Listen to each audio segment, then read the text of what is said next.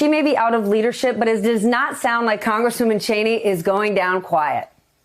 No, that's right. Liz Cheney has shown a pretty commanding control of the media narrative here. She had a photographer behind the scenes with her as she prepared her final speech. She has that exclusive sit-down interview on the Today Show today. She'll be speaking to the Fox News audience either tonight or tomorrow with another interview. She is doing everything she can to keep her argument front and center, even without her megaphone that came with the leadership position that she had. And she diagnoses the problem that she sees with her party this way in the interview with Savannah. Listen. Our party has to be based on truth. To be a leader in the Republican Party right now, do you have to buy the lie? I think it's important for those of us who refuse to do that to be willing to stand up. Again, I obviously believe that the Republican Party policies are much better for the country. But I also know that we cannot convince people that they should put their trust in us if we are building our party on a foundation of lies. What is the hold that President Trump has on the party? Well, it's very dangerous. How do you explain it? I think it's a cult of personality, and I think people were betrayed and misled by him. It's a real betrayal now that he's willing to try to unravel the democracy to get back into power. I can probably think of a dozen, mostly now former elected Republicans, who feel the same way as does Liz Cheney. The question and the challenge she will have is, can being Liz Cheney be enough to advance this argument beyond the shrinking element of now never Trump Republicans and ex-Republicans who oppose the former president? Governor Whitman, you are part of this new group of 100 high-profile Republicans who are threatening to leave the party over this. But don't you need current sitting Republicans to leave to have any real impact? Well, first of all, we've got to give them some backup. We've got to show that we will have their back, and we will be there to support those representatives like Representative Cheney, like Lisa Murkowski. We're going to be there for them, and that's going to help give them a little more freedom to act, because right now Trump's hold on the party is really based on primaries and the fear that these representatives, senators, and congresspeople have that his base will come out no matter what. And they're not so sure about the rest of the voters who are repudiating Trump right and left. I mean, his latest poll numbers, even though he tried to hide them, show that his positives are way down, way below his negatives of feelings of the public. So it's something that is happening. There are over 150 of us who have signed this particular renewal for America. And what we're doing is reaching out to those disaffected Republicans. You know, the Republican Party right now ranks third. Independents have the most registered voters, Democrats the second, and Republicans are the third.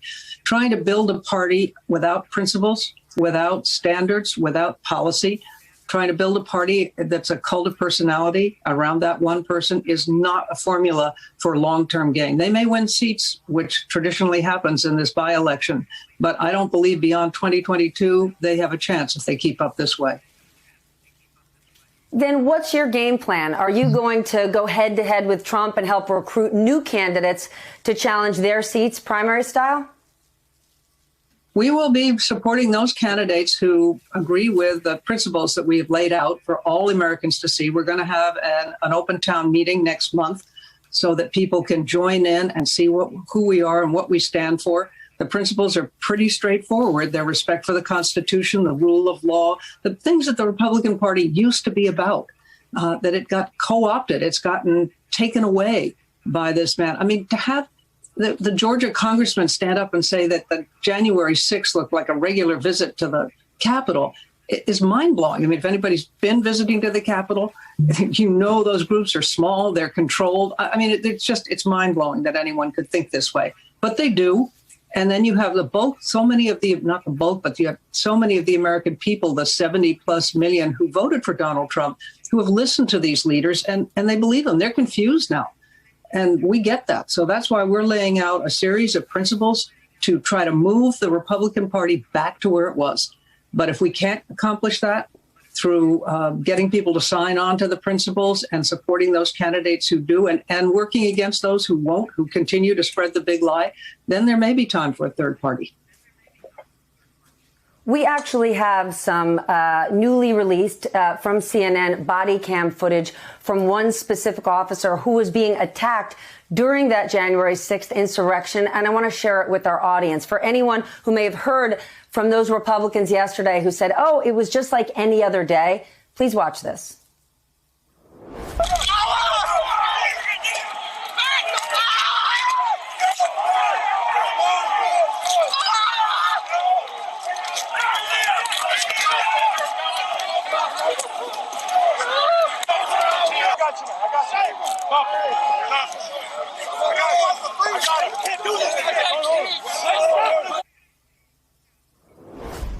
John Meacham, you are a historian witnessing these people trying to rewrite history. What's your reaction? Yeah. That they're lying. John? They're lying in the sense of the will to power. They're attempting to take the Constitution that is about the mediation of differences and pervert it for their own purposes. And we don't have two parties right now that are equally rational actors in the constitutional structure. As currently constituted and run, the Republican Party is not a rational part of the political discourse. That could change. Governor Whitman's trying to help make it change, but it's going to take an enormous amount of work. And I think Liz Cheney did a huge part of that this week. I mean, to see someone put a personal ambition at stake for a principle is vanishingly rare in American politics. John Kennedy once said, there's a reason Profiles in Courage was only one volume. There aren't gazillions of examples of this. And so, and when you talk about the insurrection, that didn't even happen during the Civil War. I just want to say that pretty clearly. The Confederate Army never breached the U.S. Capitol from Fort Sumter to Appomattox. But a form of that did 3 months ago. And so we have to, it seems to me, as citizens, the central question of our time has to be, do we accept these rules of the road, whether we win or whether we lose? Or are we entirely about the acquisition and maintenance of our own power? And that's the fundamental question. Eugene, it's not just electeds and it's not just lying about January 6th. It's also lying about election results. We saw 124 retired generals and admirals releasing a letter this week lying about the election results, again, saying that Joe Biden stole it, which we know isn't the case. How widespread is this? Yeah, I mean, it's continuing to be surprising that it's more widespread than we thought, right? I think, that letter from the former generals was really surprising to people. I think people understanding how deeply rooted this was and is. It started with January 6th, for months. Then President Trump was lying about the election, lying about what happened. And Republicans were appeasing him and humoring him like they've done for years on some of the things that he had said and done and lied about. And so we talked about it as reporters and said, this isn't happening. This wasn't true. And on January 6th, we saw how bad those lies got.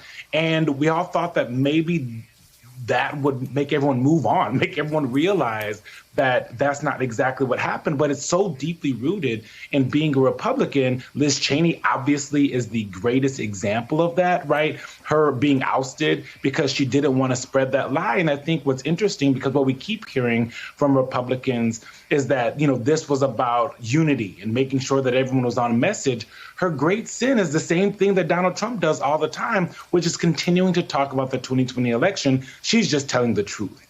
And I think Republicans at this point, one of the reasons they're having a hard time having this conversation, why they were so upset with her, is because the Republican Party has not figured out how to deal with what happened on January 6th because of what they did and talked about and lied about the election. because that means you have to come to terms with the idea that maybe you had something to do with it, right? If you were someone who spread those lies and those lies were parroted by the people who breached the Capitol, what kind of responsibility do you bear? And I think that is where the party is trying to decide and trying to move on and whitewash their, their culpability and what happened on January 6th, because that would mean, saying I accidentally even had something to do with this.